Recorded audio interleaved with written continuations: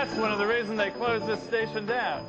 Tom Harrington's writing appears on the walls of New York City's abandoned subway stations. As curator of the Transit Museum, Harrington uses expository writing to give information about the artifacts or objects on display. The artifacts have something to say. They can't speak, so you've got to help them speak. You've got to write something that the viewer can read and say, oh, gee, that's what that's for, or oh, gee, you know, maybe my grandmother used something like that. When I think about expository writing, I think about telling my reader what I want to say, and then saying it as concisely as possible, and then summing it up. The viewers in your exhibit are standing on their feet, and if what you write is boring, not to the point, or doesn't make sense, if it doesn't hit home quickly and accurately, they're going to walk away. Creating a museum exhibition is like putting on a play. It all begins with a script. I'm thinking of telling this story from the past. I mean, there's this huge fabric of the past that our society leaves behind us, all the remains. And my job is to go back and pick up pieces of it and tell stories. And they love this kind of relief. When I'm writing the script, I'm thinking about how my readers are going to understand this particular piece of the past. Right now, Harrington is developing an exhibit that explains how the subway was built and gives information about the people who were involved in the construction. Researchers were hired to collect information. They went out and they researched the process, the people, the immigrant groups, the communities they lived in, and they brought it all back to me. I read through everything several times, and what I'm looking for at this point is structure. He discovered that there were over 60 different tasks involved in the subway's construction, too many to include in his exhibit, so he created an outline in order to condense and organize his material. I was explaining a process. This is how you build a subway system. First you do this, then you do that, then you do that. You want them to come away with an understanding of the process of building a subway. So what I had to do was narrow it down, focus. Harrington sees the outline as the most important step. Once he settles on a structure, he can begin drafting.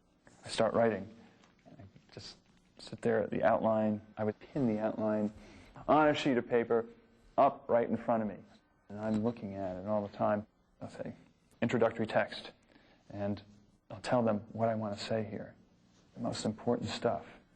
There's the introduction to the exhibit, and then there's chapter introductions. If someone's going through the exhibit and they're only going to read the introductory text sections of it, if those are the only thing people are going to read, this should carry the whole story through.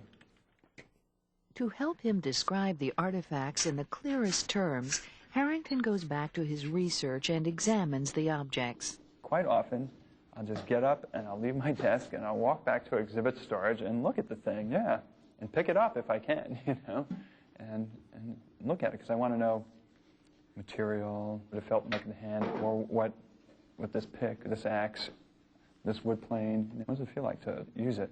And that's where imagination comes in as well. I feel to write successfully, you've got to hold it in your hands and look at it. Look at photographs of those things being used even. And there's that element of projecting yourself into the past and sort of coming back. When Harrington finishes his first draft, he'll go back over what he's written at least 3 times. Once you've written, and you think you've delivered your message, you've got to go back through it and cut out the fat. Go back and make those verbs active. Go back and make sure that you're not saying the same thing twice. Conciseness helps carry the message for a museum exhibit. It's essential, because if you're too wordy and that person's shoes are too tight, they're going to go and sit down on the nearest bench and they're going to leave your exhibit behind. Harrington knows that his words are critical to people's understanding of the past. He takes his job very seriously. I'm deciding, what pieces of the past get saved or society's memory. It's very much stored away in the storerooms and attics of museums and historical societies all over the country. And you're the person who's saying, yes, that's a valuable thing, and that should be part of our society's memory.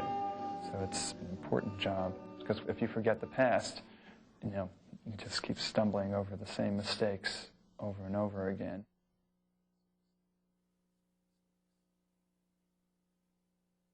If you're not sure who your audience is when you start, you should stop right there and think, who's going to be reading this?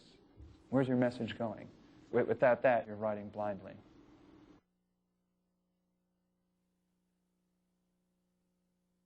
Word choice is quite often the stumbling block. When you make your selection, you hope this says what you want to say. But there's those wonderful reviewers out there. There's good editors, and they can say, what about this word? And you'll say, gee, that's perfect, and you use it.